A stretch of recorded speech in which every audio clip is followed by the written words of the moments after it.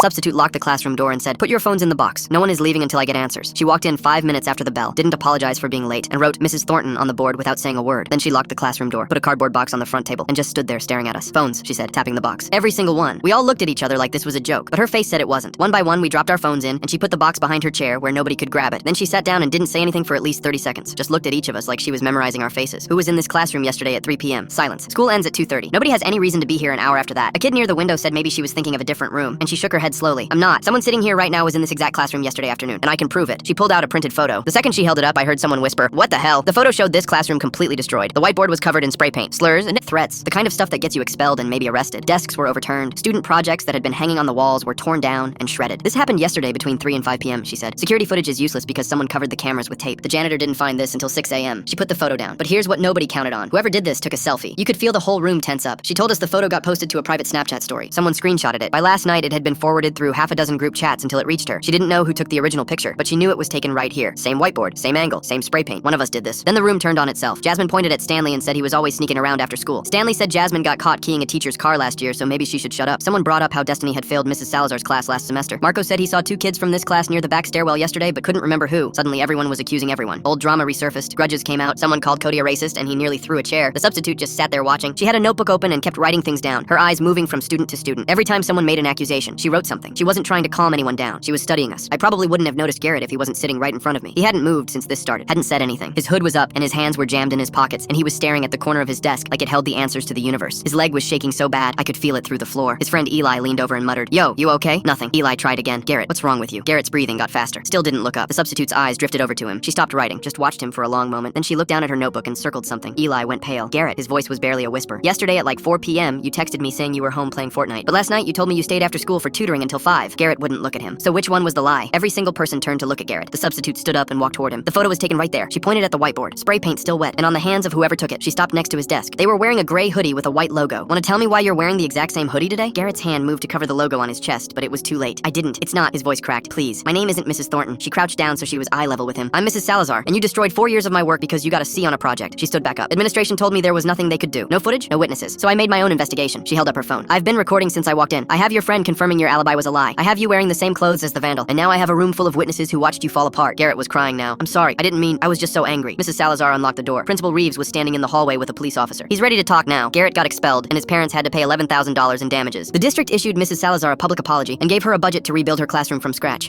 The substitute locked the classroom door and said, "I wanted to help my girlfriend live a happier life, but now I need therapy and a restraining order. I met Layla through mutual friends. We liked the same music and movies, and we had a shared hobby that we started doing together. After a couple of dates, I'd already fallen for her. Then after 6 months, I was already thinking about marrying her. There was just one problem. She always acted like someone was out to hurt her. She would jump at loud noises, shrink behind me if we heard yelling, and refuse to stay over at my place until I added specific locks to the door and windows. At first, I thought her nervousness was amplified around me because she was still getting to know me. But one night, we went out to eat and sat in a back corner booth like always. The meal was going great until someone in a supped-up truck drove by. The second the muffler popped, she ducked underneath the table. I had to get under the table with her and hold her until she finally agreed to come out. Anytime I've tried suggesting therapy, she shut it down, saying that I wouldn't understand. But I hated seeing her suffer. I decided I needed to figure out what happened, and maybe then I would know how to help her. I went to our mutual friends first. We all work in the same office building, just in different departments. The one who set up our first date, Kara, had an office a few down from mine. The next time I bumped into her, I asked her if I could buy her lunch, and the second we sat down at a nearby cafe, I bluntly asked her, "Do you have any idea what happened to Layla?" Kara gave me a questioning look. "Your girlfriend Layla? What do you mean? Her anxiety is through the roof, but she's never even given me a hint as to why. Do you know something?" Kara shook her head. "I only knew her a short while before introducing you to. The real person to talk to is Adrian. He was the one who came to me to say that she had a crush on you." I sat back in surprise. I thought our first date was a blind date where neither party knew the other. Why did Layla lie? But I had more important questions to focus on. I asked Kara, "In that case, what was your impression of her?" Kara thought for a moment, but shrugged. She seemed shy, but not like the scaredy cat you're talking about. Kara switched the topic after that, but my mind wouldn't let go of what she said. Layla was always nervous around me. Did she act differently around Kara? Once we were back at work, I found an excuse to head to the finance department where Andrian worked. I found him in the copy room, and he narrowed his eyes at me when I shut the door. "Hey, I gotta ask something. Does Layla act really nervous while at work?" "No, not nervous. She's quiet, but pretty normal." "Why? Something happened?" At this point, my brain was spinning. Did Layla act differently around Adrian too? "Why?" I rubbed my temple. "That's what I want to know. She constantly acts terrified of the world when she's with me, but apparently, she acts normal around everyone else. Am I the problem?" Adrian's face softened. "Unless you did something, I doubt it." Somehow, Layla found out that Kara and I went to high school together and still talk. She begged me for a week to ask Kara to set you two up. It was a weirdly indirect way to go about it, but I assumed she didn't know how to ask you herself. "Yeah, I thought it was a blind date." Adrian laughed. "Nope, Layla planned everything." I felt my heart drop into my gut. Something didn't feel right. My phone chimed, and I looked down at a text from Layla asking me to come over to her place after work. I was glad I picked up Laya's favorite ice cream on the way, because the second second I let myself in and saw her in the living room, my blood went cold. She stood there with her arms folded, and a look in her eyes I'd never seen before. She told me that she'd seen me with Kara and asked why we were there. I was honest enough to say that I was trying to get relationship advice, but I didn't get too specific. My explanation seemed to work. I watched Layla's eyes go from wanting to kill me to the loving look they usually had. All of a sudden, she thanked me for bringing dessert and offered to make dinner. My voice shook a little when I said that'd be great, but that I had to use the restroom first. The second I walked down the hallway, though, I couldn't stop this sinking feeling. I wanted to run, but didn't know why. I ended up walking past the bathroom and into her bedroom without thinking. That was when I found the little yellow notebook on the bedside table. It had the words diary in bold on the front. A spark of hope ignited inside me as I realized this may be my chance to understand her better. I was dead wrong. The diary started on her first day at our company when I apparently picked up a file she dropped and she decided we were meant to be together. The following pages were filled with notes about me, what I liked, my usual routine, and even details about my family. There was an entire section about how I grew up watching my mom get verbally and physically abused by her ex-husband, and how Layla was certain she would be irresistible to me if I thought she was someone I could save, since there was nothing I could do for my mom as a kid. I locked the bedroom door and pushed the dresser in front of it before climbing down the fire escape. The entire way to the police, I kept looking over my shoulder, terrified that Layla might be there.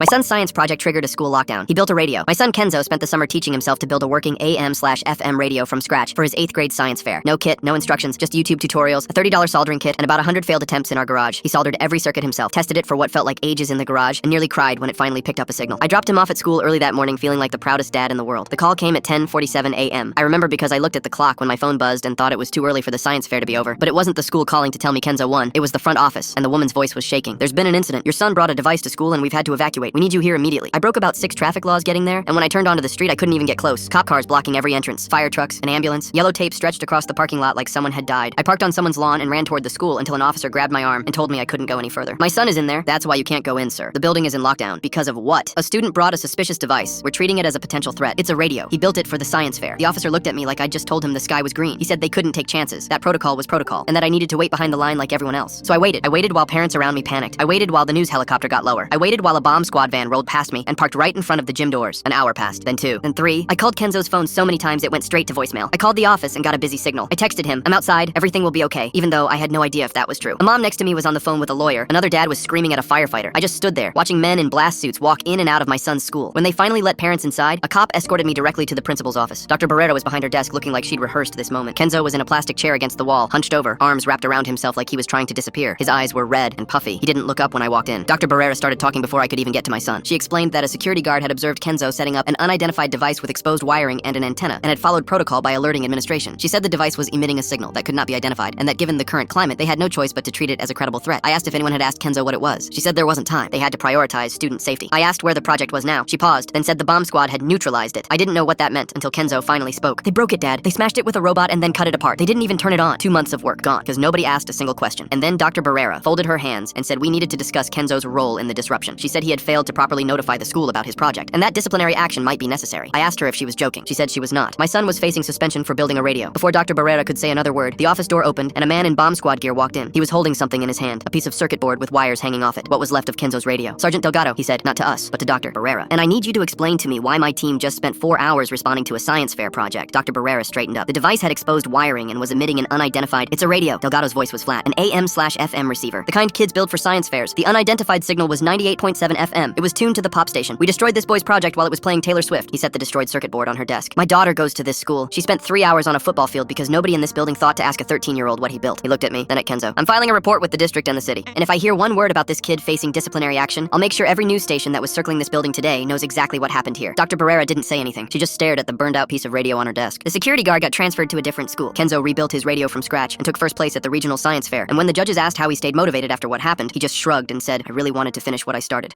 My boss took credit for my project and won an award. He thanked everyone but me in his speech. I made sure his next project failed. At my tutor's house, she looked at me and said, "Get one question wrong and you're staying at my house tonight." My eyes widened. I thought she was joking, but she pulled out a stack of flashcards and said, "Let's begin," with a grin on her face. The first question, who was the 23rd president of the United States? Brother, I can barely name 5 presidents. Abraham Lincoln. Wrong. I'll give you 2 more tries. My palms are sweating. Next, what's the square root of 1,764? What? I literally have an F in math. She knows this. 40? Wrong. It's 42. This felt rigged. Next, how many bones are in the human ear? I was completely cooked. What? It has no bones. She shook her head no. Then she put the cards down. 1 more more chance. Tell me your birth mother's middle name. My heart stopped. She knew my mom abandoned me when I was a baby. How would I know that? That's not fair. She stared at me, smiling. Looks like you're staying here tonight. I begged her to let me leave. Please, I've been here for hours. Can I just go home? But she didn't say anything. She just sat there staring at me like I was some kind of experiment. I tried to stand up, but she snapped, "Sit down. We're not done." I sat back down, but something felt off. I glanced at the front door and noticed it was locked. When did she lock that?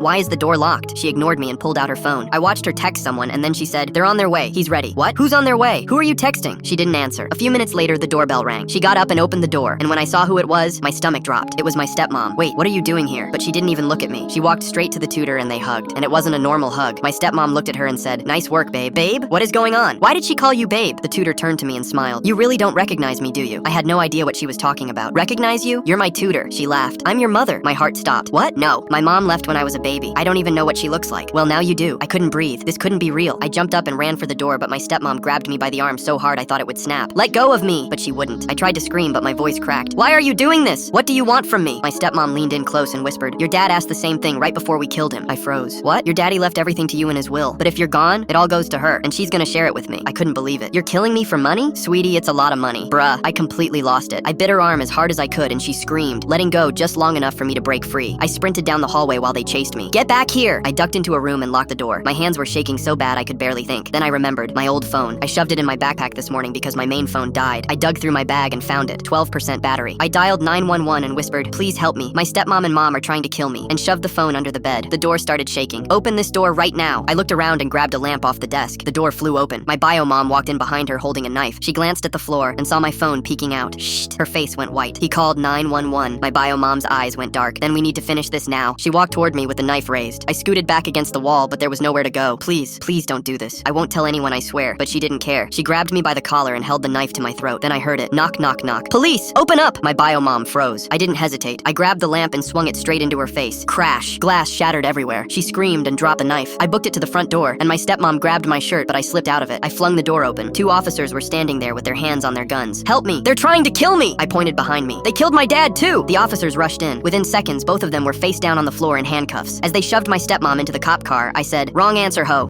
At my tutor's house, she looked. I said my dad drops bombs for a living. They evacuated 3 classrooms. Mrs. Hensley handed out the career day worksheet and told us to write 1 paragraph about what our parents do for work. I wrote that my dad drops bombs and blows up buildings, which is completely true, and I was feeling pretty good about it until she read my paper and made a sound like someone stepped on her soul. She speed walked to my desk like I'd written a death threat, snatched my paper off the table, and told me to follow her without explaining a single thing. I thought maybe I'd spelled something wrong, but the way her hands were shaking made it seem like I'd committed a felony with a pencil. Principal Cardenas was already waiting in his office like he'd been warned I was coming, and Mrs. Hensley handed him my paper like it was radioactive. He read it once, read it again, then looked at me like I'd just confessed to something on camera. "Dexter, I need you to explain exactly what your father does for work." I still didn't get why this was such a big deal, but whatever. "He drops bombs and blows stuff up. He's really good at it too. Been doing it my whole life." "Where does he do this?" "Wherever the target is, mostly downtown." The second I said target, Principal Cardenas picked up his phone and made a call where he turned completely away from me and whispered the entire time, which felt kind of rude, honestly. About 20 minutes later, 2 guys in suits walked in who were definitely not teachers and definitely not normal cops. One of them sat across from me and said his name was Mr. Barrera, and he just wanted to ask me a few questions about my father. I was like, okay, this is getting weird, but sure. "Does your father work alone?" "No, he's got a whole crew. Like 12 guys. What do they do together?" "They set up all the equipment and make sure everything goes off at the right time. My dad says timing is everything, because if you mess it up, people could get hurt." Mr. Barrera wrote something down and gave his partner a look that made my stomach feel like it was trying to escape through my spine. "Has your father mentioned any specific locations he's planning to work on?" "Yeah, there's a big one coming up next week." Both men went very still. "A big one?" "A hotel, downtown. He's been planning it for months. Says it's gonna be the biggest one he's ever done. The whole thing's coming down." Mr. Barrera's pen stopped moving. His partner stepped into the hallway and made a phone call that sounded extremely urgent. I still had no idea what I'd said wrong because literally everything I told them was true. My dad does blow stuff up. He does have targets. There is a hotel coming down next week. I wasn't lying about any of it. Mr. Barrera leaned forward. "Dexter, what hotel?" "I don't know the exact name. The old one by the river that's been closed forever." My dad showed me pictures. That's when Principal Cardenas got on the intercom and announced that classrooms 4, 5, and 6 needed to evacuate immediately as a precautionary measure. I could hear kids in the hallway asking what was going on, and teachers kept peeking into the office staring at me like I was a wild animal. All I did was write 1 paragraph about my dad's job. 1 paragraph. Someone called my dad and told him to come to the school immediately, and the tone made it sound like I'd done something unforgivable. I sat there watching adults panic and wondering if maybe I should have just written that my dad works in an office like everyone else's boring parents. The door opened, and my dad walked in covered in dust from the job site, and I immediately noticed his work shirt had the word demolition printed across the chest in giant yellow letters, which you'd think would have cleared things up instantly, but apparently reading is hard. He saw the 2 suits, saw Principal Cardenas, saw me sitting there like a suspect, and I watched his face go from confused to annoyed to absolutely done in about 3 seconds. "Let me guess," he said. "My kid told you I blow things up and nobody thought to ask a follow-up question." Dead silence. He pulled out his phone. "I'm a demolition contractor. I knock down buildings, condemned ones, with permits. The city pays me to do it." He turned the screen toward them and started swiping through photos of warehouses collapsing, old factories coming down, newspaper clippings from job sites. "The hotel my son mentioned? The old Riverside Inn. We're demolishing it Saturday morning. The mayor is going to be there. You want tickets?" tickets. I can get you tickets. He looked around the room real slow. So, just to make sure I understand, my 10-year-old writes one paragraph about being proud of his dad's job, and your response is to evacuate 3 classrooms and call in guys with badges. That's what we did today? Mr. Barrera opened his mouth. My dad didn't let him finish. I've been doing this for 23 years. I've brought down buildings in 6 states. I have more permits and licenses than this school has common sense. What part of demolition was confusing? Point to it. I'll use smaller words. Nobody apologized. The suits disappeared and Principal Cardenas suddenly remembered he had a very important meeting somewhere else. My dad took me to the job site that Saturday, and watching that hotel collapse in 9 seconds flat was the single coolest thing I've ever seen. Got an A on the assignment. Mrs. Hensley took early retirement.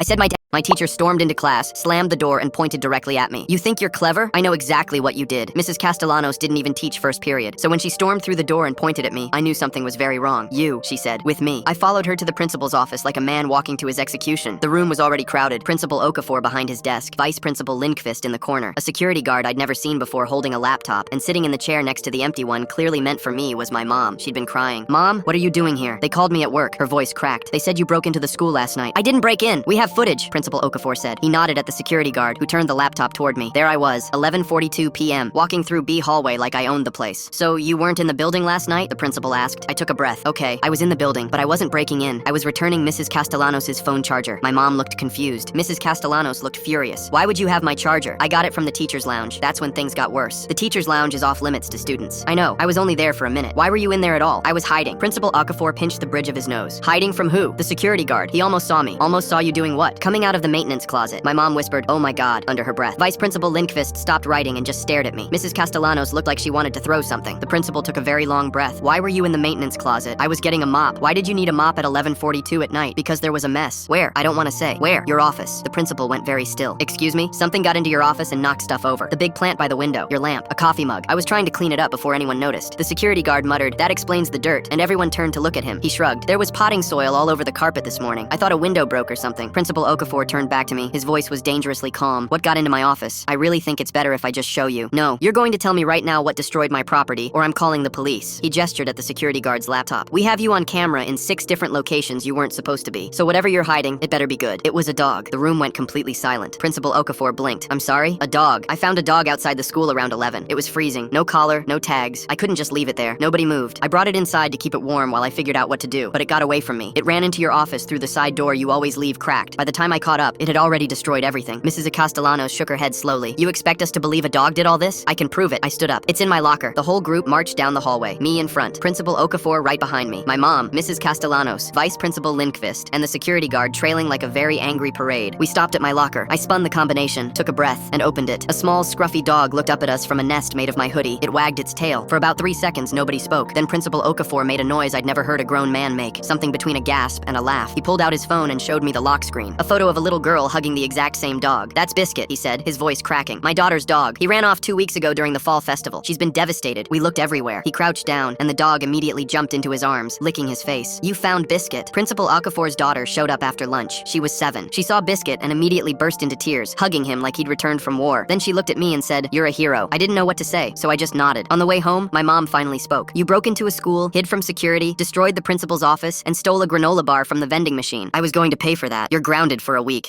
My teacher stormed into class, slammed the door, and pointed directly at me. I was working the late security shift in a parking lot and ended up in a robbery with toy guns. My security job was simple. I walked around the bottom floor of a parking garage and made a complete circle every hour. It was around 4 a.m. when I saw a black van parked at the very end of the lot and its hazard lights were flashing. As I got closer, I saw the sliding door was open and there was a man laying on the ground. He looked as if he was in pain and was trembling and convulsing. I kneeled down to check on him and then he pulled a gun on me and said, "You're coming with me." I looked down and saw that it was Ronnie, my old college roommate. He always loved playing crazy pranks. He pulled me into the van, shut the sliding door, and we took off. I saw 2 guys I didn't know and said, "Where are we going?" He smiled and said, "We're going on a little ride." I responded, "A little ride where? I'm working right now, man. I can't lose this job." Ronnie smiled. "I'll explain everything when I get there, but all I'll say is, your services are needed and there's a lot of money in it for you. Way more than this minimum wage job. Trust me." This obviously alarmed me. Who had my old friend become and why did he need me? The van pulled over beside an industrial building and Ronnie said, "You need to go up to that security guard up there and show him your badge and tell him that you're taking over his spot for the night and that he can go home." I asked, "Why would he do that? He doesn't know me." "It doesn't matter. You both work for the exact same security company company and share the same uniforms. You'll buy it if you sell it right. I asked, what do you plan to do once you get into the building? He lightly smacked me on the cheek and said, that's for me to know and you to never know. I got defiant and responded, that is for me to know since you need me to pull this off for you. What are you planning on doing inside that building? And what's in the building? He started getting angry and said, how much do you make in a year at your job? I assumed he was about to offer me a bribe, but told him anyway. I make $40,000. If you do this for us, I will give you $80,000 in cash. Tonight, I'll double your salary. I knew this was bad news and didn't want any part of it. No, I won't do it. You got the wrong guy and I don't want to get in trouble. My work's already probably wondering where I am. Take me back. He got in my face and put his hand on something metal in his pocket and whispered, I know we're old friends, but I will pull out a real gun and use it on you if I have to. Now go and do your job and make some money. Come on. He shoved me out of the van, and I didn't have much choice but to head towards the security guard. I thought about running, but there was nothing for miles. They'd easily catch up to me. I walked up to the security guard and said, hey man, there's some dudes in the black van back here that are trying to get into this warehouse. I don't know what for or what they're up to, but I don't think it's for any good. You get what I'm saying? He was surprised and confused and said, what am I supposed to do? I said, I'd call the cops if I were you. I'm gonna go back and tell these guys that you said that you didn't know me and that you're not leaving your post. He didn't know what to do, and I repeated, call the cops, now. I turned to walk away from him, and then saw Ronnie and his two buddies running towards us, guns drawn. The security guard quickly locked the gate and rushed behind a plate glass window. Ronnie was pissed and said, what the hell did you tell him? I said, he doesn't know me. He's not just gonna give up his post. This bright plan of yours is the dumbest one I've ever heard. One of Ronnie's buddies busted open the door to the security booth and dragged the security guard out and started beating him up. I tried to stop him from doing so, and Ronnie shoved a gun in my face. I looked down and realized that it was a toy gun that had been spray painted black. He never had a real gun. I grabbed it out of his hands and proceeded to beat him up with it. 3 other security guards were alerted when the guard rushed into the booth. They showed up with real guns and arrested Ronnie and his buddies. I asked the security guard what they were protecting, and he said, we have precious metals inside, gold, silver, etc., in a vault worth around $40 million. Wow, my old dumb college pal tried to rob a gold vault with a toy gun. As Ronnie was being dragged away, I asked him why his plan was so stupid, and he said, I'm just trying to get put back in jail, man. 3 square meals a day and some kind of structure to my life. You can't beat it. He looked happy as the cops put him into the back of the squad car. I was working the Yuki's been here 2 months. Every student who befriends her stops showing up to school, so I sat at her lunch table and asked her directly what happened to them. What happened to Ronnie? Yuki froze, chopsticks halfway to her mouth. Who? Ronnie. First kid you ate lunch with, then Michaela, Andrew, Priya, Jordan. I leaned forward. 5 friends in 2 months, all gone. What did you talk about? She set down her chopsticks, studied me like I was a problem to solve. You're different from the others. Answer the question. Long pause. She looked around the cafeteria. My mother is dying. Kidney failure. Stage 5. She's been on the transplant list for 3 years. Her eyes were wet. She has maybe 6 months. What does that have to do with 5 missing students? Do you know your blood type? O negative. Why? Something shifted in her expression. Hungry, desperate, universal donor. That's rare. She pulled a small plastic container from her bag. Would you take a test for me? Just a blood sample, to see if you're a match. A match for what? For my mother. Everything clicked. You've been testing students, finding kidney matches, finding possibilities, and the ones who matched? Yuki was quiet. My father has money. A lot of it. When I find a match, he makes an offer. $50,000 for 1 kidney. Surgery in Mexico. Safe. Professional. I felt sick. You're buying organs from teenagers. I'm saving my mother's life. Her voice cracked. These kids were struggling, poor, invisible. I gave them a way out. They're 17. They can't consent. They can consent to helping their families survive. She wiped her eyes. Jordan's mother had cancer. No insurance. He paid for her treatment. Priya's family was facing eviction. She saved them. I stood up. I'm going to the principal. Then my mother dies, and 5 teenagers lose the money that saved their families. Yuki looked up at me. I'm not hurting anyone. I'm trading money for time. You're exploiting vulnerable people. I'm offering them a choice no one else would. I should have walked away. Should have reported everything. Instead, I sat back down. The surgeries. Are they actually safe? Board-certified surgeons. Full recovery. I have records. I thought about Ronnie, Michaela, kids like me. Invisible. Broke. No future anyone believed in. What happens if I report you? My mother dies. 5 families lose everything. Nothing changes except more people suffer. I didn't report her. I didn't take the test either. I did something else. I found a lawyer who specializes in medical ethics. Explained the situation without names. Asked what could be done legally to help Yuki's mother through proper channels. 3 months later, her mother got a kidney. Adult donor. Legal transplant. The lawyer expedited the case. Yuki's father shut down the operation. The 5 students kept their money, kept their secrets. Was it justice? I don't know. I found Ronnie online 6 months later. Different name, different state. Posted a photo of his mom in front of a new house. Caption, finally gave her what she deserved. 1 kidney lighter. $50,000 richer. Smiling like I'd never seen him smile at school. I messaged him, do you regret it? 3 dots. Then, I'd do it again tomorrow. I never told anyone what Yuki did, and when she found me at graduation, her mother alive in the bleachers, she handed me an envelope. Inside was a photo of all 5 kids. Different cities, different lives, all holding signs. Ronnie, first in my family to own a home. Michaela, full ride to nursing school. Andrew, mom's cancer treatment, paid. Priya, family stayed together. Jordan, she's alive because of me.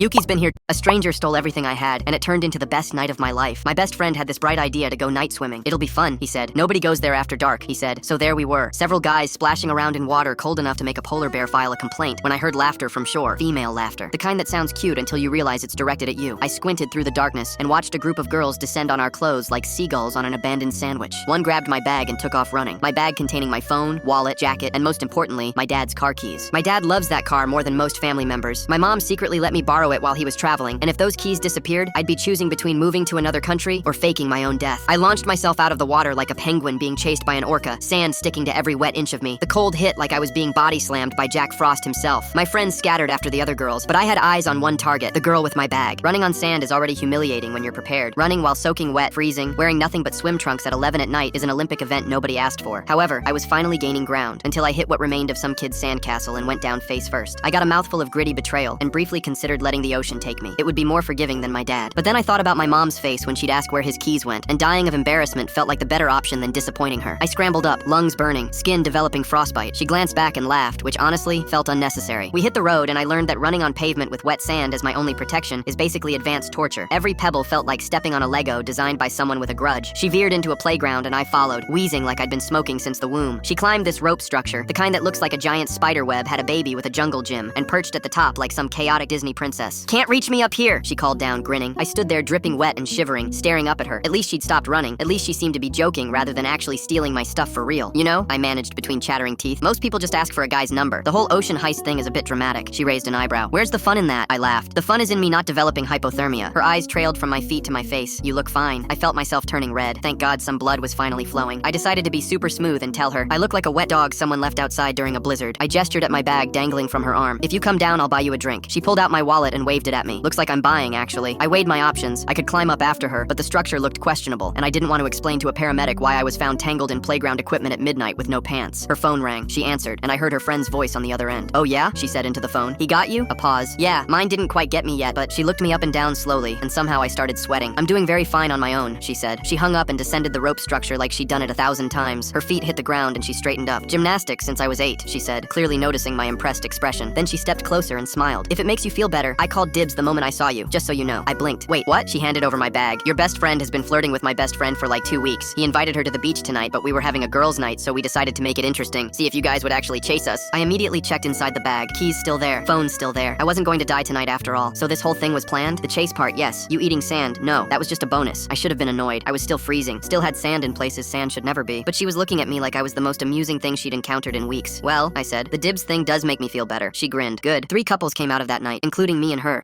A stranger stole everything I had, and it turned into the best. My grandmother's will required us to survive 7 days in her off-grid cabin. My siblings didn't know she had cameras. The lawyer read the terms out loud, and my brother actually laughed. 7 days in that shack with no electricity or running water? My sister crossed her arms. "This has to be illegal. You can't force people to live like animals for an inheritance." The lawyer just shrugged. "You're welcome to decline, but Mrs. Becker was very specific. Anyone who leaves before 7 days forfeits their share." My other brother pulled out his phone, already Googling probate attorneys. I didn't say anything. I spent every summer in that cabin from age 8 to 18. While my siblings were at sports camps and beach houses, I was learning how to start fires and catch trout with my bare hands. Grandma called it our secret world. My siblings called it that creepy shack in the woods. We showed up on a Friday morning. My siblings brought coolers, air mattresses, battery-powered fans, a portable espresso maker, and enough snacks to survive a nuclear winter. I brought a backpack and Grandma's old coffee tin. My brother looked at my bag and smirked. Traveling light? Bold strategy. I just smiled. He had no idea what he was walking into. Hour 2. They realized there was no cell service. My sister held her phone above her head like she was trying to catch a signal from God. This is insane. How do people live like this? I was already inside, starting the wood stove the same way Grandma taught me. Kindling first, then the bigger logs, wait for the draw. Hour 5, they still hadn't figured out the well pump. My brother kicked it twice and called it broken. It wasn't broken. You just had to prime it first. I filled my canteen and didn't offer to help. They huddled on the porch, cold, hungry, complaining. They didn't know I could hear them through the window. "I can't believe she made us do this," my sister said. She was always a little off at the end. My older brother nodded. "This cabin is worthless anyway. I'm selling my share the second this is over. Bulldoze it. Sell the land. Why is he even here?" My sister gestured toward the cabin, toward me. "He barely visited the last 5 years. Probably thinks he was Grandma's favorite." My brother laughed. "Please." Grandma was too out of it to remember who visited. I stood at the window, listening, saying nothing, just kept the fire going. Hour 11. My older brother finally cracked. He stood up and brushed off his jeans like he was leaving a restaurant. "This is ridiculous. I'm not sleeping in the woods for a week like some homeless person. I'll contest the will. This can't hold up in court." My sister grabbed her bag immediately. Thank God. I've been waiting for someone to say it. My other brother was already walking to the car. They didn't say goodbye. Didn't even look back. I watched their headlights disappear down the dirt road. Then I went inside and made coffee. Days 2 through 6, I lived exactly how Grandma and I used to. Fished in the creek every morning. Read paperbacks from her shelf. Fell asleep to the sound of wind through the trees. Day 4, I noticed something I'd missed before. A small box mounted in a tree near the outhouse. Solar panel on top. Tiny blinking red light. Trail camera. The kind hunters use to track deer movement. I looked around. Found another one by the creek. Another facing the porch. Grandma always said those were for watching the wildlife. I never thought twice about it, but now I couldn't stop thinking about it. What else had those cameras seen? Day 7. Lawyer's car came up the dirt road around noon. He was carrying a small cardboard box. "Congratulations, you completed the challenge." He set the box on the porch railing. "The cabin is yours." I looked at the box. "What about the money?" "Your siblings split it 3 ways. Your grandmother was very specific. Whoever stayed got the cabin. Whoever left got the money." He paused. "There's one more thing." He opened the box. Inside were USB drives. 5 of them, each one labeled with a date. "Your grandmother asked me to give these to whoever completed the challenge. She said you'd understand." I didn't understand. Not yet. After he left, I plugged the first drive into my laptop. Footage, dated last Thanksgiving. Kitchen camera. My siblings standing around the counter while Grandma napped in the living room. "How much longer do you think she has?" That was my sister. My brother checked his phone. "Doctor says maybe 2 years." "Good. I need the money before tax season. First thing I'm doing is bulldozing this cabin." My stomach turned. Then the footage cut cut. New angle, porch camera, same Thanksgiving. Me and Grandma sitting in her rocking chairs, blanket over her lap. I miss coming here, I said. Then come more. I will, I promise, next summer. I'll hold you to that. The screen went black. Then a title card appeared. Text Grandma must have added herself. I heard everything. I saw everything. I was never asleep. Now you know why the cabin was always yours. I just needed you to come back one more time. Love, Grandma. I sat on the porch for a long time after that. USB drives in my lap. Creek running in the distance. My phone finally caught a signal at the edge of the property. Text from my brother. So what did you get? The cabin? LOL. Have fun with that money pit. We're splitting $400,000 three ways. Enjoy your shack. I looked at the cabin, the creek, the camera's still watching. I typed back 2 words. Grandma says hi. Then I blocked all 3 of them. She always said she'd have the last word. Took her until after death, but she got it.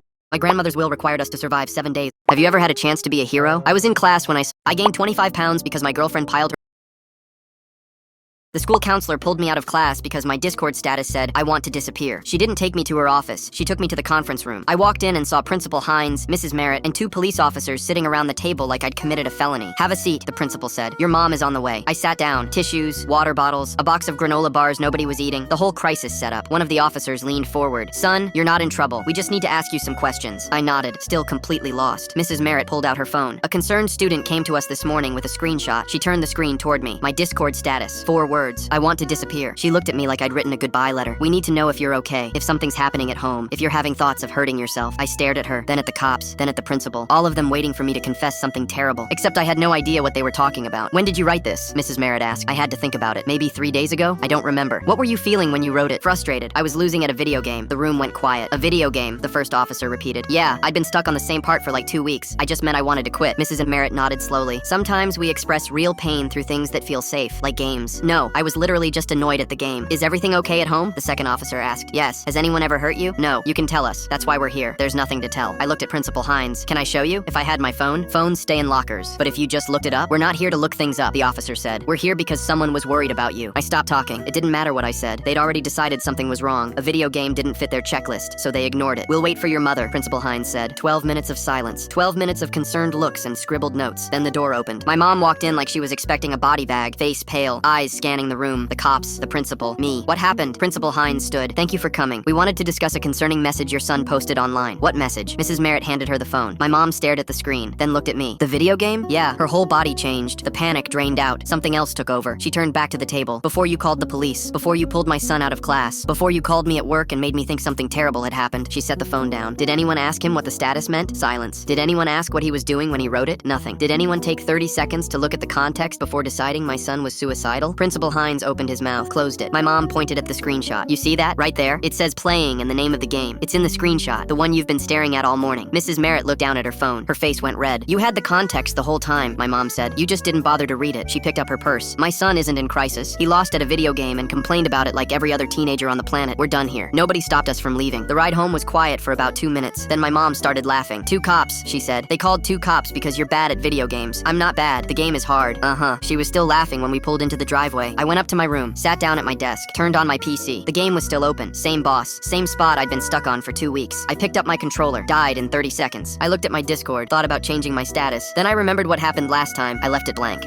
The school counselor pulled me out of class because my son's girlfriend arrived at my home covered in blood. What she said next made me realize I had raised a monster. My son Elio's been dating this girl for 3 months, and I'm not ashamed to say she saved him. After his mom passed 3 years ago, I let a lot of things slide. I just became the one who said yes to everything. The grades dropped. The attitude showed up. The football team became his whole personality, and those teammates were always doing stupid shit I didn't like. Last month, they duct taped a freshman to a goalpost and left him there overnight, but I figured boys will be boys. Then Chelsea started tutoring Elio after school, and something changed. His grades came back. He started talking to me again at dinner. She was 17, in foster care, bouncing between homes since she was 12. No real family to speak of. The girl had every reason to be a pain, but she wasn't. She'd help me wash dishes without being asked, and always thanked me for letting her stay for dinner, like I was doing her some massive favor. When Elio asked her to prom, I thought maybe I'd finally done something right raising him. Prom night, Chelsea shows up at our door in this simple blue dress she'd bought with money from her part-time job, and she is glowing. She tells me this is her first real dance because her foster family's never cared enough to help her go. I help her pin her corsage, and she hugs me and says, "Thank you for treating me like I matter." Elio comes downstairs in his rented tux, puts his arm around her, and they take pictures in front of the fireplace. They leave, and I'm sitting on the couch feeling proud, remembering my wife, and wishing she could see how our boy turned out. 2 hours later, Elio texts me, having the best time. I smile and go back to my show. Then around 11, there's pounding on my door so hard it rattles the frame. I yank it open, and standing there is Chelsea, absolutely drenched in thick red liquid dripping down her face and soaking through her blue dress. My hands start shaking as I pull her inside, because I can't tell if it's fake or real blood, and she's sobbing so hard she can barely breathe. She keeps saying, "I had nowhere else to go. I'm so sorry." I'm grabbing towels, checking her for injuries, my brain screaming that something terrible happened. Where the hell is Elio? Elio. Chelsea explains between hiccups that a few guys from the football team had a competition to bring unsuspecting girls to prom this year and dump buckets of blood over their heads. Whoever's girl has the best meltdown won and got to keep their championship trophy. She looked at me with red tears spilling down her cheek. I'm so sorry I came here. My phone got destroyed in the mess, and I can't go back to my foster home looking like this. They'll send me back. I can't be sent back again. So she walked 3 miles here in heels. You're the only one I thought would help me, she said. I get Chelsea a towel and point her towards the shower, promising her she's safe now. I think about Elio and how he couldn't have known about the prank. I kept convincing myself Chelsea was just caught in the crossfire. I find some old clothes of my wife's for Chelsea to change into, and when she's finally all cleaned up and dry, I offer to drive her anywhere she wants. She won't look at me, however. There's something else, she says quietly. Your son wasn't just laughing with everyone else. She takes a breath. Elio was one of the guys who dumped the buckets. He dumped it on me and a few other girls. He looked me right in the eyes, laughed, and said, sorry, babe, I had to win something tonight. Then his friend told him that this prank is the best idea you ever came up with. I stand there frozen, and something cracks inside my chest. I think about every rule I didn't enforce because it was easier, every warning sign I ignored because I was too tired to fight. I wasn't raising a boy who lost his mother. I was raising a monster who learned he could do whatever he wanted without consequences, and I was the one who taught him that. Elio walks through the door 3 hours later with a grin on his face. I don't let him get a single word out. You're grounded until graduation. No football, no friends, no car. You can explain to your coach tomorrow why you're quitting the team. Elio rolls his eyes. Dad, you're overreacting. It was just a joke. I step closer and look him dead in the eyes. Your mother would be ashamed of you, and so am I. The grin disappears. Chelsea broke up with him that night, told him she'd never speak to him again. I'm thinking of doing the same thing when he turns 18.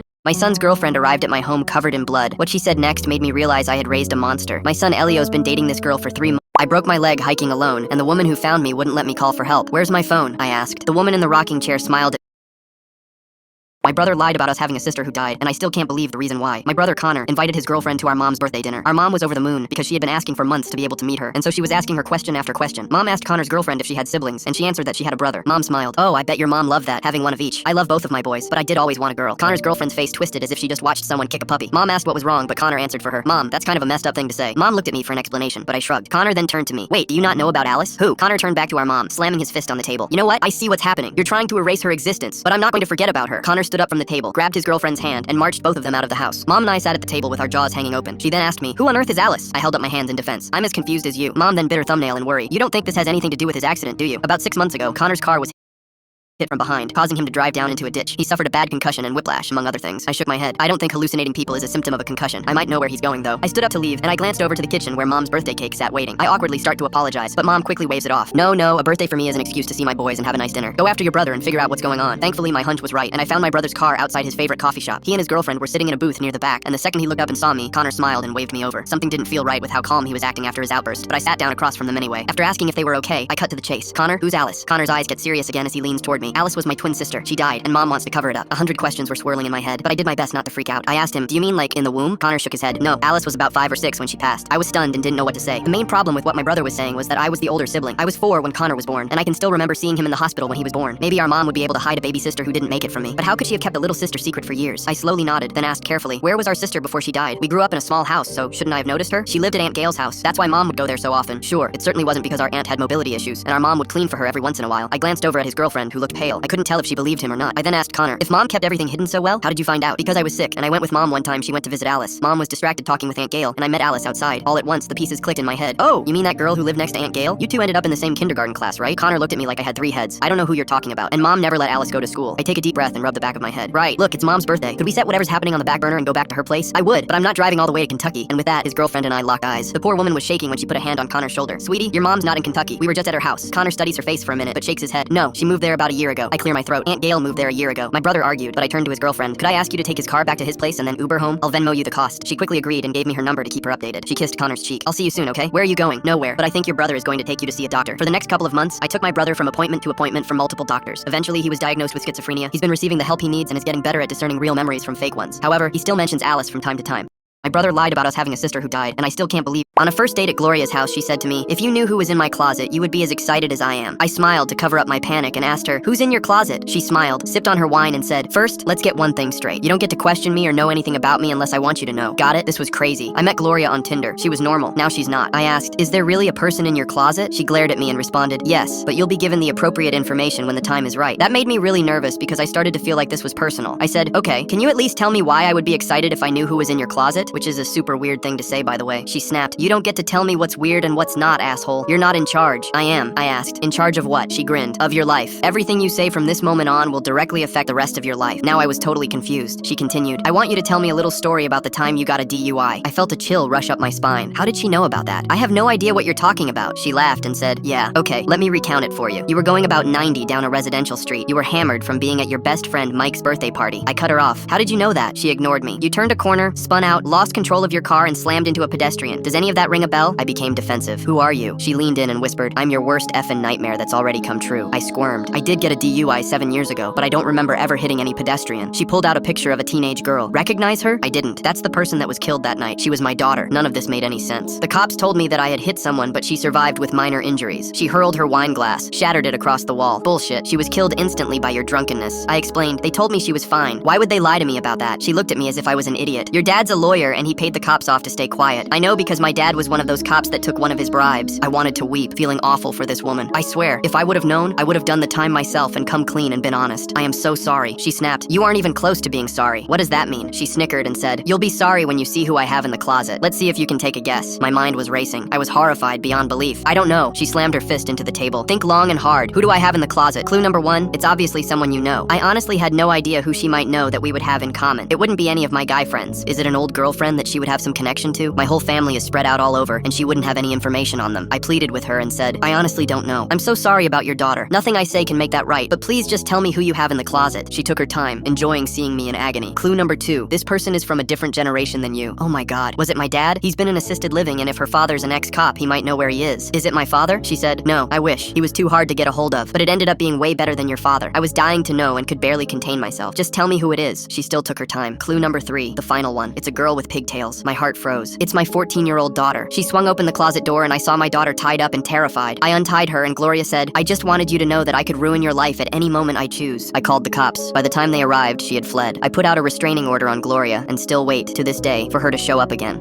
On a first date at Gloria's house, she said to me, if you knew who was in my closet, you would be as excited as I am. I smiled. My fiancé ended our engagement saying she never really loved me and disappeared from my life. A year later, her sister handed me the son she secretly carried and never told me about. I proposed to a woman named Iris on her 27th birthday. We had been together for 5 years, and I knew from our first date that I wanted. My new frat brothers tried to drown me during pledge week. They had no idea who I really was. I'm 26, but I look 19, and when a kid named Trevor drowned during a fraternity initiation and the coroner ruled it accidental, the state attorney's office needed someone to go undercover. I'd wear a wire, pledge the fraternity, and document everything while a team monitored from an apartment across the street. My first night as a pledge, the fraternity president Colton lined all 14 of us up in the basement and walked down the row like we were cockroaches. You are nothing. You are less than nothing. You are whatever we say you are. And right now, I say you're worthless sacks of shit who haven't earned the right to breathe the same air as your brothers. He stopped in front of a skinny kid who was visibly shaking. Are you scared, pledge? The kid nodded. Colton grabbed him by the throat and slammed him against the wall. Good. The last pledge who cried during Hell Week ended up in the hospital with a collapsed lung. He let go, and the kid slid to the floor gasping. Colton looked at all of us. And the one before that ended up in a body bag. But I'm sure that won't happen to any of you. The first week was designed to break us. They woke us up at 3 a.m. by dumping ice water on our faces and made us do push-ups in the freezing basement until our arms gave out. When someone collapsed, they kicked them until they got back up. They quizzed us on fraternity history, and when we got answers wrong, they made us hold our hands over lit candles until our palms blistered. They starved us for 3 days, and then put a single pizza in front of 14 guys and said whoever didn't get a slice would be dealt with. I watched pledges tear each other apart fighting for food while the brothers filmed it laughing. Then they punished everyone anyway. One pledge tried to quit on day 4, said he was going to the dean. Colton got very quiet and said, you can leave whenever you want, but we have photos of you doing things that would destroy your family. We have videos that would end any career you ever try to have. Walk out that door and keep your mouth shut forever, or I'll make sure your life is over before it starts. The kid left and I never saw him at school again. I wanted to blow my cover right there, but I knew if I did, Colton would walk free and keep doing this forever. So I stayed quiet and let my wire catch everything. Then Colton started focusing on me. You're too calm, he said, shoving me against a wall. Everyone else is breaking and you're just standing there like you're above all this. He grabbed my jaw hard enough to bruise. You know what happened to Trevor? He thought he was above it too. Thought he was tougher than everyone else. Colton smiled and it was the coldest thing I've ever seen. We proved him wrong. The final night, they drove us to a lake at 2 a.m., freezing cold and pitch black. Colton announced that the final ritual was called rebirth. They tied our hands behind our backs and said we'd be held underwater until we died as pledges and were reborn as brothers. One by one, they shoved pledges into the water and held them under. I watched one kid come up vomiting and sobbing. I watched another thrash so hard, it took 3 brothers to keep him down. And when he came up, his eyes were empty like something inside him had broken. Then it was my turn. Colton grabbed me by the neck and whispered, something about you makes me want to see how far you'll bend before you break. He shoved me under and held me there. My lungs started burning. My body started convulsing. I'd been under for almost a minute when he finally pulled me up. I gasped for air and he laughed. That's nothing. Trevor was under for 4 minutes. You want to know a secret? He leaned close. He stopped fighting after 2. The other 2 minutes were just us seeing what would happen. He shoved my head back under. Let's see if you last longer. My team was supposed to intervene if my life was in danger, and apparently a second drowning attempt qualified. I heard shouting, and the hands on my head were gone. I came up gasping and saw flashlights everywhere and agents swarming the shoreline. Colton was face down in the mud, screaming about his father's lawyers. I walked over dripping wet and pulled out my credentials. I'm with the state attorney's office. Everything you've done has been recorded, including what you just confessed about Trevor. Colton went white. I was just trying to scare you. You held him under for 4 minutes and watched him die and called it an accident. I crouched down so he could see my face. I'm the pledge who's about to make sure you never hurt anyone again. Colton is serving 25 years for second-degree murder. 11 brothers took plea deals and testified against him. The fraternity was permanently banned nationwide, and 6 of my fellow pledges are suing the university for millions.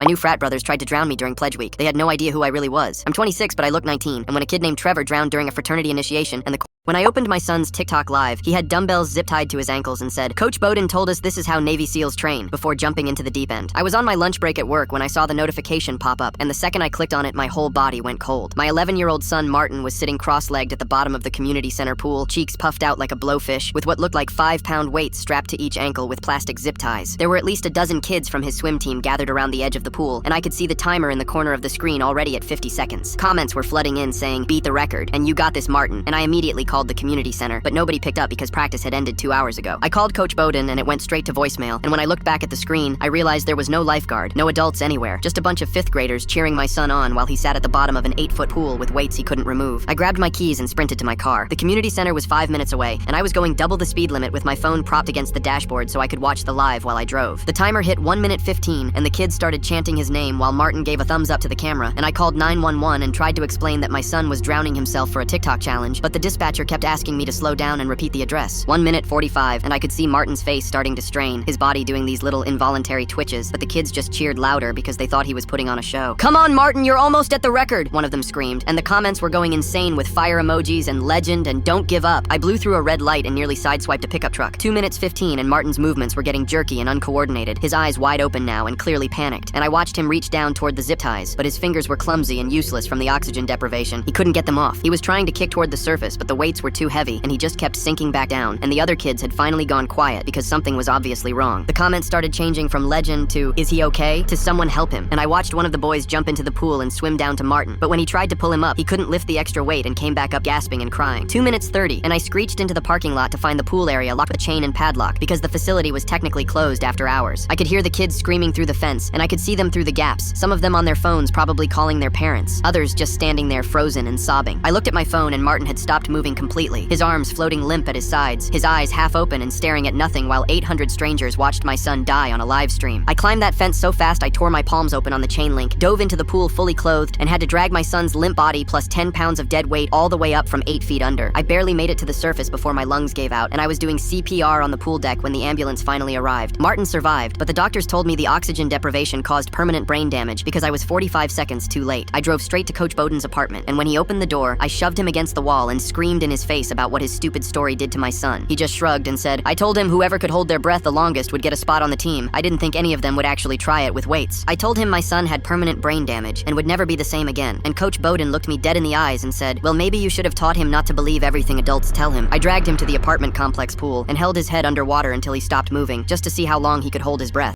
When I opened my son's TikTok live, he had dumbbells Grandpa built an escape room in his basement. His will said first one out gets everything. We've been trapped for 6 hours. Grandpa Bowen spent 3 years building something in his basement. Wouldn't let anyone see it. We figured it was just another one of his projects. He was an engineer. Puzzles were his whole personality. Then he died, and the lawyer read his will. Whoever escapes the basement first gets everything. House, savings, all of it. My cousins Cameron, Alani, and Vincent practically sprinted downstairs. They'd visited Grandpa maybe twice in the last 5 years. I was there every Sunday. They didn't notice. They never did. The room was insane. Wires, panels, locks, riddles carved into the walls. Cameron immediately started barking orders. Alani and Vincent followed. Nobody asked what I thought. That was fine. I was used to watching. Grandpa always said that was my best quality. "You listen," he told me once. That's rare. 6 hours in, I was still listening. My cousins had stopped. The first puzzle took 2 hours. Cameron solved it. The answer was patience. A hidden panel opened. Everyone high-fived. Nobody thought about the word. The second puzzle took another hour. Symbol matching. Alani cracked it. The answer was kindness. Another panel. More celebrating. Still nothing clicking. Hour 4 is when it fell apart. The third puzzle was impossible. A logic grid with no obvious solution. Cameron accused Vincent of messing up the sequence. Vincent accused Alani of pocketing a clue. Alani Alani called them both idiots. I sat against the wall, watching, thinking, patience, kindness. Those weren't just answers. Those were Grandpa's words. The same things he told me every Sunday while we sat in his workshop. Patience first, kindness second, and always listen. I looked up. My cousins were still screaming. Hour 5, they stumbled into the answer. Listen. The final door appeared. Steel. Keypad. 6 letters. Cameron tried Grandpa's birthday. Nothing. Vincent tried his address. Nothing. Alani tried random words. Legacy. Puzzle. Winner. Nothing. Nothing. Nothing. I stood up slowly. Nobody noticed. They were too busy arguing about what they'd missed. But they hadn't missed a clue. They'd missed the whole point. Patience. Kindness. Listen. Grandpa's 3 lessons. And underneath all of them, one word. The word he said more than any other. Every holiday. Every visit. Every time I walked through his door. I knew what it was. I'd heard it 1,000 times. My cousins hadn't heard it once. I walked to the keypad. Cameron was still yelling at Vincent. Alani was checking the walls for hidden compartments. None of them saw me. I typed 6 letters. Family. The keypad beeped. The door clicked. Swung open. The room went dead silent. Cameron turned around. What did you... He couldn't finish. Nobody could. Behind the door was a small room. Empty except for a table. On the table was a single envelope with my name on it. I picked it up, opened it, read it out loud. If you're reading this, you figured it out. The puzzles weren't about being smart. They were about listening. Patience. Kindness. Listen. I said those words every time you visited. And family. That's the one I said most of all. Because that's what matters. That's the only thing that ever mattered. I paused. There was one more line. The answer was always right in front of you. It's what I talked about every time you visited. I looked at my cousins. Then I read the last sentence. If you visited. Nobody spoke. Cameron stared at the floor. Alani wiped her eyes. Vincent just stood there with his mouth open. Grandpa knew exactly who would win. He knew the whole time. My cousins drove home in silence. Nobody argued about the will. Nobody threatened to sue. They knew. The next week, I got the keys to Grandpa's house. I walked down to the basement. The escape room was still there. All the puzzles. All the panels. All the clues. I stood in front of the keypad and smiled. 6 letters that my cousins never would have guessed. Not because they weren't smart, because they weren't there. Grandpa always said the best puzzles teach you something. He was right.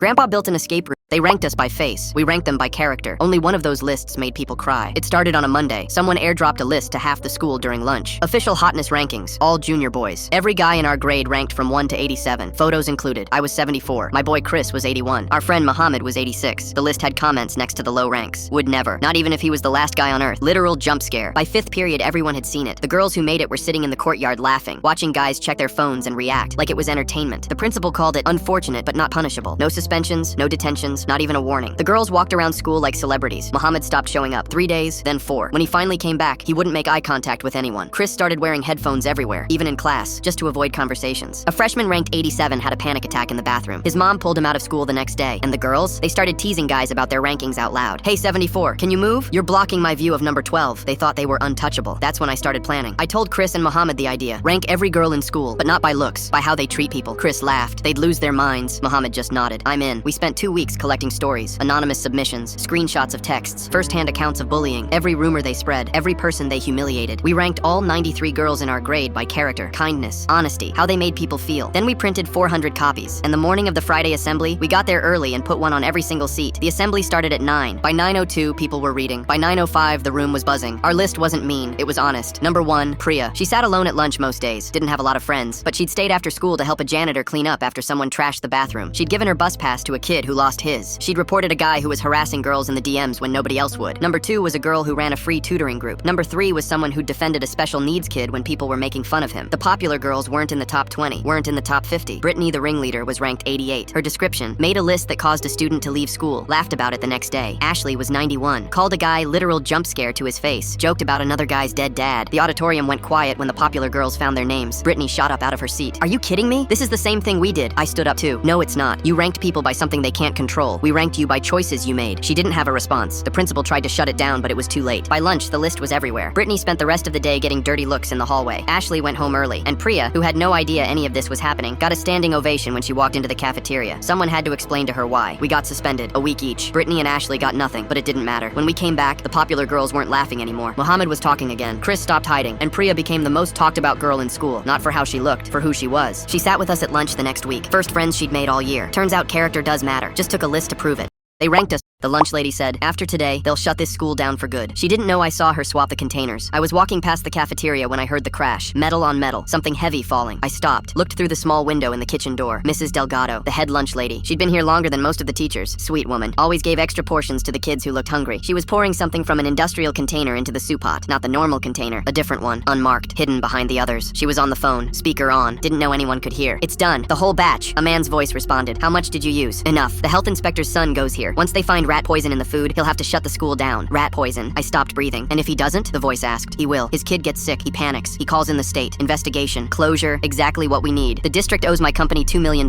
If this school stays open, we go bankrupt. I know, honey. That's why I'm doing this. Her husband. This was her husband on the phone. What about the kids? He asked. She paused. Stirred the soup. A little sick. Nothing permanent. Probably. 400 kids. Probably. My hands were shaking. I pulled out my phone. Hit record. Held it against the window. First lunch is in 15 minutes, she said. By noon, half the school will have eaten. By tomorrow, we'll have our shutdown. And no one suspects you? I've worked here 18 years. I'm the nice lunch lady. No one suspects the nice lunch lady. She laughed. He laughed. I had 11 minutes. I ran. The principal's office was on the other side of the building. Too far. The soup was already in the warmers. Already being ladled into serving trays. Fire alarm. The red handle was 20 feet away. I sprinted. Pulled it. The sound was deafening. Perfect. Doors burst open. Teachers started evacuating classrooms. Students flooded the hallways. But the cafeteria doors stayed closed. Mrs. Delgado's voice came over the speakers near the kitchen. False alarm! Everyone stay seated. Lunch will continue as normal. No.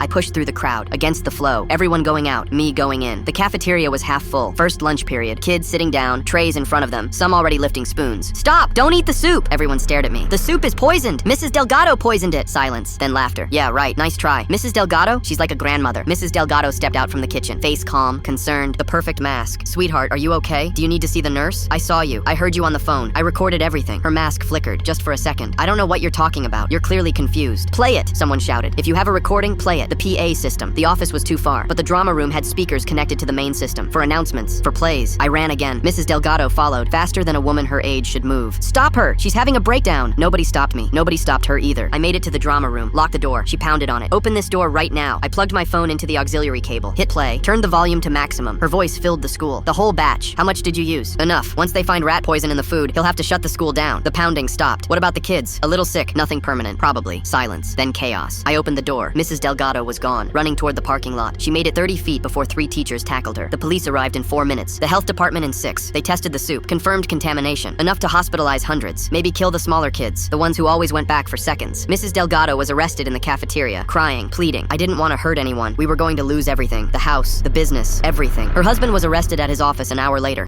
The lunch lady said, after today, they'll... My biological parents gave me up for adoption. Then I was supposed to present my final project. Instead, I spent 6 hours in handcuffs. Cops walked into my classroom during first period. Didn't say anything to the teacher, just pointed at me. Up, now. I grabbed my bag. Leave it. The whole class was dead silent as I walked out. Hallway was empty. School was on lockdown because of me. They took me straight to the principal's office. My phone was sitting on his desk, already unlocked. We got a tip this morning, the principal said. Someone saw what you sent last night. You want to explain yourself? He turned my phone around. A text to my friend from last night. I'm gonna kill it tomorrow. I almost laughed. That's about my presentation. I'm presenting today. Kill it means do well. The principal folded his arms. We don't take chances with language like that. It's a figure of speech. One of the cops slid a paper across the desk. My search history. How to nail a presentation. Killer presentation tips. Ways to destroy your audience. These are about public speaking. Maybe, maybe not. They pulled up my notes app. Bullet points for my slides. Open strong. Destroy the intro. Murder the Q and A section. The principal nodded slowly. That's quite a pattern. The pattern is I have a presentation today. Nobody flinched. The counselor came in next. Started asking if I felt isolated. If I had thoughts of hurting myself or others. If there was anything going on at home. The only thing going on is that I'm missing my presentation right now. She wrote something on her clipboard. I asked to call my parents. They'd already tried. No answer. I asked when I could leave. When we determined there's no credible threat. I looked at the clock. 9:15. My slot was at 11. I still had time. By noon, I knew I didn't. The door opened at 2:30. My mom walked in like she was ready to burn the building down. Why is my son being held here? Ma'am, we're investigating a potential threat. What threat? The principal turned the phone toward her. She read the text. I'm gonna kill it tomorrow. Then she looked at him like he was the dumbest person she'd ever met. You're joking. We take all language like this seriously. He's talking about his presentation. The one he's been practicing every night for 2 weeks. The one I've heard 14 times. The one that happened 4 hours ago while you had him locked in here. She grabbed my phone off the desk, opened my camera roll. A video from last night. Me standing in front of my mirror practicing my slides. Watch. The room went silent. My voice on the video. Okay, so the key factors leading to the French Revolution were, she let it play for 30 seconds, then stopped it. Does that look like someone planning an attack? Or does that look like a kid trying not to fail his history class? The principal didn't answer. My mom pointed at the search history printout. Killer presentation tips. That's a blog for public speaking. Google it right now. I'll wait. Nobody moved. How about ways to destroy your audience? That's a YouTube video about stage presence. 3 million views. She dropped my phone on the desk. You put my son in handcuffs over a figure of speech. You called the police. You locked down the school. You made him miss his presentation. And for what? The principal opened his mouth. Don't answer that. I already know. You panicked, and my son paid for it. She grabbed my arm. We're leaving, and we're not done talking about this. The school sent a formal apology 3 days later. The principal got put on administrative leave. My teacher let me present the following Monday. Full credit. When I finished, she asked if I had anything to add. I looked at the class. I really killed it, right? 30 people burst out laughing. I bet the principal wouldn't like that comment.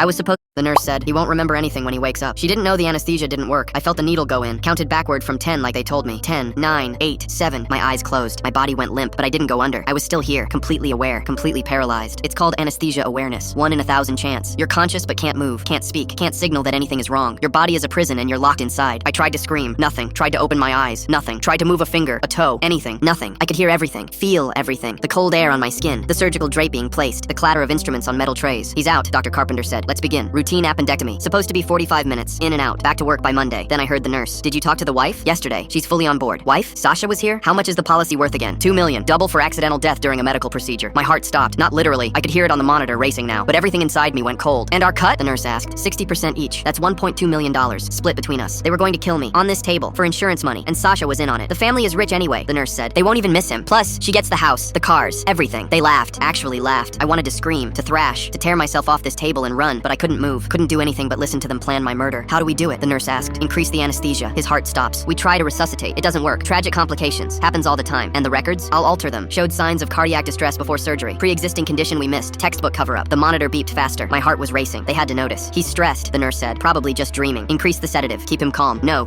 If they gave me more, I'd actually die. I'd slip under and never come back up. I focused everything I had on my left hand. Every ounce of energy. Every thought. Move. Nothing. Move. Nothing. Ready? Dr. Carpenter asked. Ready. I heard the syringe. The tap of a needle against glass. Move. Please. Move. My finger twitched. Once. Tiny. Almost imperceptible. But the anesthesiologist saw it. Wait. I focused harder. My whole hand this time. It moved. Lifted an inch off the table. What the hell? My arm. I could feel it coming back. The paralysis wearing off. He's waking up. That's not possible. I gave him enough to... I opened my eyes. Dr. Carpenter was standing over me. Syringe in hand. Face frozen in shock. The nurse dropped her clipboard. I couldn't speak yet. My throat was still paralyzed, but I could move my arm. Could point. I pointed at the ceiling. At the camera in the corner. The one connected to the hospital's cloud server. The one that recorded everything for liability purposes. The one they forgot about. I mouthed one word. Recorded. Dr. Carpenter's face went white. He looked up at the camera, then back at me, then at the nurse. We need to... The door burst open. Security. 2 officers. And behind them, a man in a suit I recognized from hospital administration. Dr. Carpenter. Nurse Chen. Step away from the patient. This is a misunderstanding. We monitor the surgical feeds remotely. We heard everything. Everything. Every word about the insurance money. The murder plot. Sasha. They cuffed them right there in the operating room. Dr. Carpenter didn't resist. Just kept staring at me like he couldn't understand how I was awake. The nurse was crying. It was his idea. I didn't want to save it for your lawyer. They wheeled me to recovery. A different doctor. A different nurse. People I could trust. My voice came back an hour later. The first thing I said was, "Where's my wife?" They found Sasha in the waiting room, playing the worried spouse, dabbing fake tears with a tissue. They arrested her in front of everyone. She looked at me as they dragged her past my room, confused, betrayed, like she couldn't understand how I'd survived. I just smiled. 2 months later, I testified at all 3 trials. The anesthesiologist confirmed what happened. A rare reaction that left me paralyzed but conscious. 1 in 1,000 chance. 1 in 1,000 chance that saved my life. Dr. Carpenter got 25 years. The nurse got 15, and Sasha got 20. But the best part was watching her face when the prosecutor played the surgical footage, and she realized the husband she tried to kill had heard every single word, including the part where she called him boring in bed and worth more dead.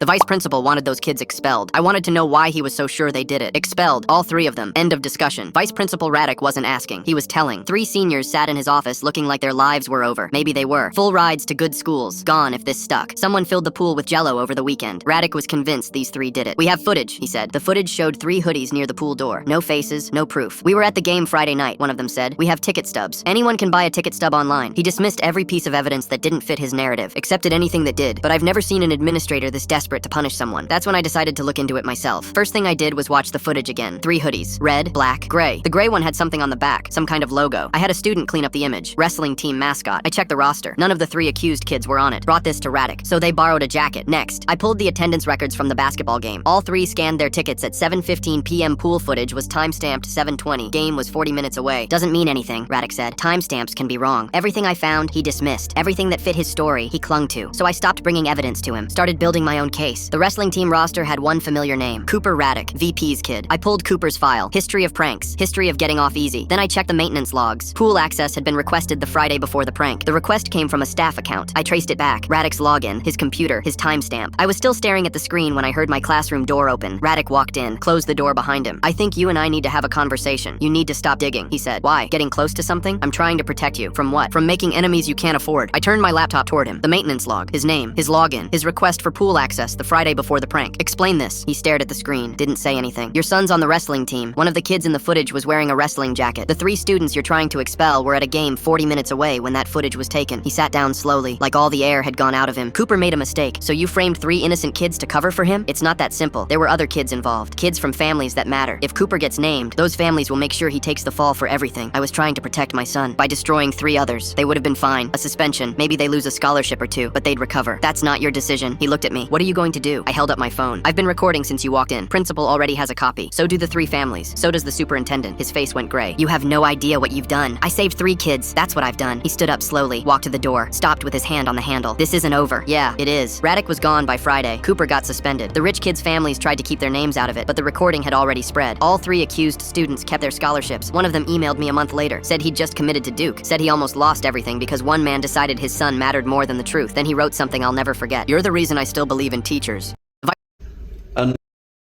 The SWAT team burst into my classroom, looked at me and said, "Stand up, hands where we can see them. You're under arrest for making terroristic threats." Mrs. Stone screamed. Students dove under desks. Someone was crying. "Hands, now!" I raised my hands. Couldn't feel them, couldn't feel anything. "We traced 3 bomb threats to your phone number. You're coming with us." I didn't save it. An officer grabbed my arm, yanked me out of my seat. My desk crashed to the floor. I didn't make any calls. Your number, your phone, your voice. It wasn't me. That's what they all say. Here's the thing. I wasn't a troublemaker. Wasn't angry. Wasn't bullied. Had no reason to threaten anyone. I was just normal. Student council. Track team. Applied to 6 colleges last month. This didn't make sense. They were dragging me toward the door when Davy stood up. "Wait, this isn't right. Sit down." Jacob wouldn't do this. He literally organized the anti-violence assembly last year. I said sit down. Davy didn't sit. He stepped into the aisle. Then Carmela stood up. "Something's wrong. He's not like that." "Both of you." Rob stood. "We've known him since kindergarten. This is a mistake." More students rising. 5, 10, 15. Blocking the aisle. "The door. You're making a mistake," someone said. "He didn't do this." "Check again." Officer Charles, the lead, looked around at 30 teenagers standing between him and the exit. "Everyone sit down or you're all getting charged with obstruction." Nobody moved. "I don't know how this happened," I said. "But I swear to God, I didn't make those calls. Someone used my number. Someone set me up. That's not how phone numbers work, kid." "Then explain it. Play the recordings. It won't be my voice." Officer Charles hesitated. "You have recordings, right? Play them, right now. If it's my voice, I'll go quietly. I'll confess. But if it's not," he pulled out his phone, scrolled, pressed play. A voice came through, distorted, low, clearly run through some kind of filter. "There's a bomb in the school. Everyone dies at noon." Not my voice. Not even close to my voice. But not identifiable either. "Doesn't prove anything," Charles said. "It's filtered." "Then trace where the calls were actually made from. Cell towers, GPS, something. We traced it to your number. Numbers can be spoofed." The room went quiet. I didn't say that. I turned around. Elliot Marsh, the quiet kid, back corner, never talked to anyone, always on his laptop. "What did you say?" Officer Charles asked. Elliot's face was pale, like he hadn't meant to speak at all. I said, "Numbers can be spoofed. There's software. Routes calls through other numbers. Makes it look like the call came from somewhere it didn't." "How do you know that?" Silence. "How do you know that?" Elliot's hands were shaking. His laptop was still open in front of him, a program running that nobody else could see. Something clicked. "Check his computer," I said. "What?" "Check his computer." Officer Charles looked at Elliot, at the laptop, at the way Elliot's body had gone rigid. "Son, I'm going to need you to step away from the desk." Elliot didn't move. "Now!" He bolted, grabbed the laptop, made it 2 steps before Davy tackled him. The laptop flew across the room, hit the floor, screen still visible. A voice modification program, a call routing software, 3 phone numbers on a list. Mine was at the top. Officer Charles picked up the laptop, scrolled through the history. Call logs, test runs, notes. Route through Mercer's number. He's popular. Everyone will believe it. Nobody suspects the quiet kid. Elliot was pinned to the floor, crying now. "Why?" someone asked. "Because nobody sees me. Nobody talks to me. Nobody knows I exist." He looked up, tears and snot streaming. I wanted them to notice. I wanted them to be scared. And I wanted someone else to take the blame. Someone who has everything I don't. He looked right at me. "You have friends, a future, people who defend you. I have nothing, so I took yours." They uncuffed me, put the cuffs on Elliot instead, and the charges against me were dropped before I got home.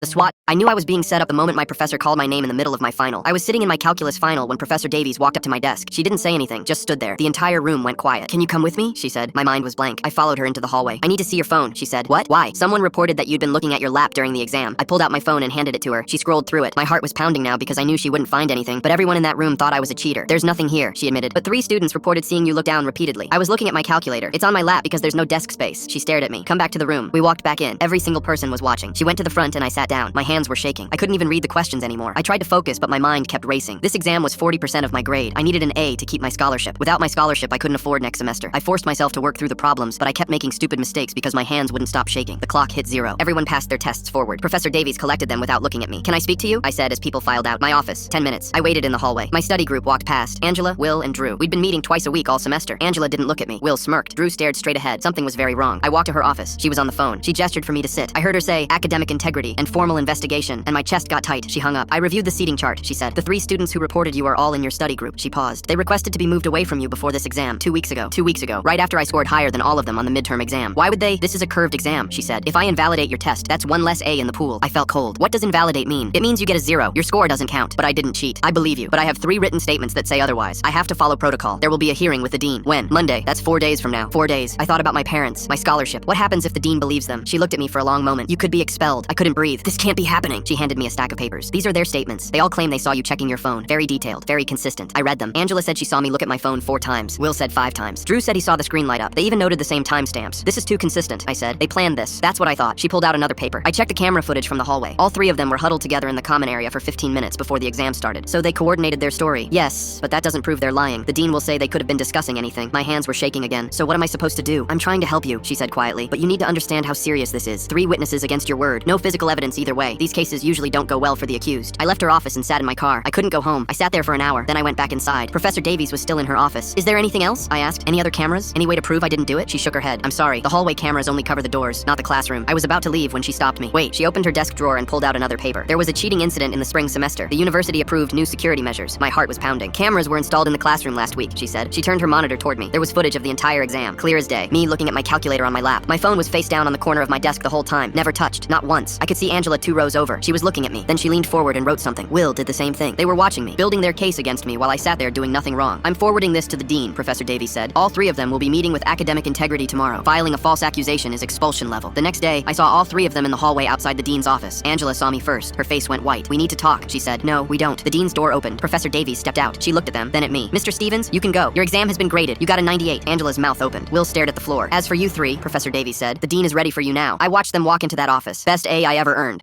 I knew I was My neighbor handed me a key and said, if you ever hear screaming from my house, don't call the cops, just come inside. Gerald had lived next door for 2 years before he ever spoke to me. Quiet guy, kept to himself, never caused problems. So when he showed up at my door holding a key, I figured he needed me to water his plants or something. This is for my house, he said. If you ever hear screaming, don't call the police. Just come inside. I waited for the punchline. It didn't come. Why would I hear screaming? He didn't answer, just pressed the key into my palm. Please, I don't have anyone else. Then he walked away. I should have asked more questions. Should have demanded an explanation. Instead, I just stood there holding his key like an idiot. That night, I barely slept. The next night was worse. Every sound from his house made me flinch. A door closing, footsteps, the TV through the wall. I started imagining things. A woman tied up in his basement, a body in his freezer, some dark secret he needed a witness for. The key sat on my nightstand for 3 weeks. Every night I stared at it, wondering what I'd gotten myself into. The waiting was the worst part. Every night I'd lie in bed listening to the wall between our houses, waiting for a scream that might never come. I started noticing things. Gerald never left during the day. Blinds always closed. Groceries delivered to the porch. Once I heard something heavy hit the floor. Another time I heard what sounded like sobbing, low and muffled and going on for hours. I thought about calling the cops a dozen times, but his voice kept echoing in my head. Don't call the police. Just come inside. 3 weeks in, I'd almost convinced myself it was nothing. Maybe Gerald was just weird. Maybe he had a sick relative. Maybe I'd imagined the whole thing. Then it happened. 1 a.m. on a Thursday. I was almost asleep when the scream ripped through the wall. Not a shout, not a yelp, a scream. The kind that comes from deep in your chest when something is very, very wrong. I shot up in bed, heart pounding, hands shaking. Another scream. Longer this time, more desperate. I grabbed my phone, thumb hovering over the emergency call button. Then I saw the key on my nightstand. His face flashed in my mind. The exhaustion. The way he said please like it cost him something. I put the phone down, grabbed the key, and walked out into the dark. I let myself in. The screaming led me down a dark hallway to a bedroom at the back of the house. I pushed open the door, and everything changed. Gerald was on the floor holding a grown man in his arms. The man was thrashing, screaming, eyes wide open but seeing nothing. Gerald had him wrapped in a bear hug from behind, not attacking, protecting. You're okay, buddy. You're okay. I'm right here. The man screamed again, his body convulsed. Gerald held on. I stood frozen in the doorway. Gerald looked up at me, tears streaming down his face. This is Oliver, my son. His voice was barely a whisper. He's 26, severely autistic, nonverbal, night terrors since he was 8. Oliver started to calm slightly, still shaking, still making sounds, but quieter now. His mother left when he was 3, Gerald continued. It's just been us. Every night terror, every meltdown, every doctor's appointment, just us. I thought about the closed blinds, the groceries on the porch, the exhaustion in his eyes. It all made sense now. Last time I called 911, they sent 4 officers. They didn't understand. They pinned him down, cuffed him, treated him like a criminal. Gerald's voice broke. He was terrified for weeks, wouldn't let me touch him. My own son. I crossed the room and knelt beside them. What do you need? Gerald looked at me like I'd just thrown him a lifeline. Just be here. Talk to him softly. New voices help sometimes. Bring him back. I put my hand on Oliver's arm, gentle, calm. Hey Oliver, I'm your neighbor. You're safe. Your dad's right here. Oliver was asleep by 2 a.m. Gerald and I sat in silence until the sun came up. Before I left, he grabbed my arm. Thank you for not calling the cops. I nodded, didn't trust my voice. I went home and sat on my porch watching the sunrise. 3 weeks I'd spent imagining monsters, killers, criminals. The whole time it was just a father, exhausted, alone, doing everything he could for a son the world didn't understand.